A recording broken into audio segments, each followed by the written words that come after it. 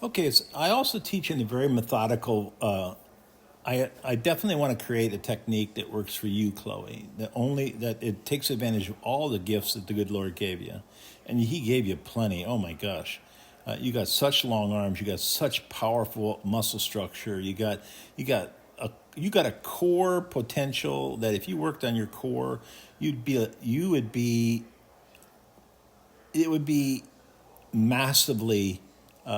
I'd be able to create positions in you that I couldn't do in a lesser thick. I want to say I don't want to say thick core. I want to say sturdy core. That you're an athlete in there, no question about it.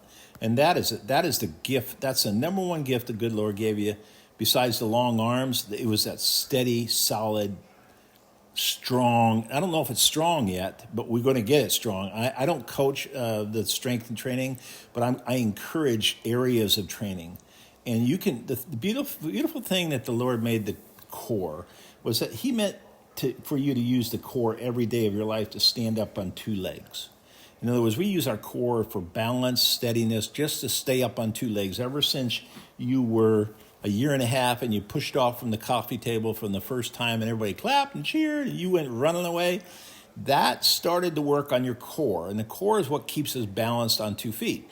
So it also, the good Lord made it so that you could work it every day through the gazoo and it would recover for the next day. It is the only muscle in the body that recovers as quickly as it does. What does that mean? Well, it means that we can work it every single day. All phases, all angles, all corners. At first, we wanted to stay in a single plane, but if you don't have a good strength training person who understands core development, first in single plane, then multi-plane, then you need to find one because the core is the key to be able to, we'll create all this force down here, and we're going to want to create that force and transfer that force out to here or out to here, right? Those two places, we're going to create it all with the leg muscle. But in the transferring process, it has to hold. It can't lose intensity as it moves through the core. It's got to hold all that force and then prepare to extend it into the implement. And usually most people fail at your age because their core is weak. So I'm going to encourage you, no matter what you do every single day with the other muscles, they need work and recovery. The recovery is just as important as the work. Your core, it doesn't need much recovery. And you can beast it out every day if you want. And that doesn't include like power cleans because that includes other major muscle groups that do need recovery. But just flat out ab, core, oblique, rector spinae, that stuff's all workable every day. Okay. So as far as the disc, how do I teach it? I control axis first, balance. We got to get the axis controlled first. We do it from a very disciplined point of view. We don't move it right and left. Even though that feels great to you, you created all kinds of rhythm here. You've created that rhythm and you've sacrificed, not balance. Your balance is pretty good. I have to say, when we're coming out of the back, it looks to me like you're balanced on top of your right leg beautifully. And your discus is behind you, which is a real nice treat. And then when you sprint, your discus doesn't seem to move up and out. Why? Why is that discus not moving away from the body? When the axis controls, whatever's connected to it moves out.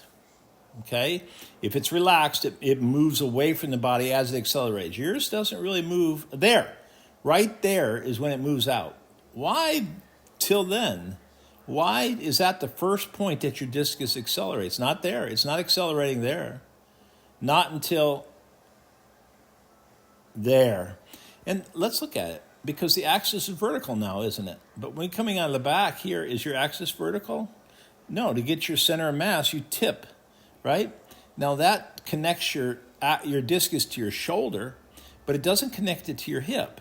And this is the parts that's accelerating. Your hip is what's going to accelerate. And so now you've got to get back to a vertical place right there before the hip to connect to the discus. And the hip is connected to the ground, and the ground is now connected to the discus where it moves out and it's accelerating. So really your discus only accelerates from right there. the finish. So you got a glorified standing throw going on right now. Now that's the good news. That's the good news, because let me show you what it should look like. And let me show you also the idea about axis control and discus relationship to the axis, okay? And the axis meaning the hips. Hips are the key. Okay, so here, this is it for your dad. I know your dad enjoyed watching Alex throw. It's funny, I wanted to mention Tamara's throw at North Texas that you saw. I was at that was a meet in Oklahoma with the team, so I didn't actually get to see it. So I wish you would have filmed it, because he didn't, knucklehead. Anyway, that was the Ramona of the day, wasn't it? North Texas. We just didn't get consistent wins, but boy, when we did, we get a nice win, and he took advantage of it that day. Okay, so I want you to see that. Look at this axis here, and look at your axis here. See it? Now, it's really hard with a bent over axis to get a discus to connect to the hips. But when it's vertical axis, it connects to the hip through right angles. Right angles is always the best way to connect and accelerate anything. Anything that you want to use a moment arm that you accelerate, 90 degrees is you transfer and connect. You transfer more of the forces through a 90-degree angle than you do in any other angle. So when I started to put together this technique, now this technique, Alex's technique and Hannes Hopley's technique, the same year, they were both made the finals of the Olympic Games. Alex wins a bronze medal. And I had Mikey, who was just beginning with us. Those three, Tunks was gone. But these three learned my new technique. And what I created was a way to accelerate the discus using both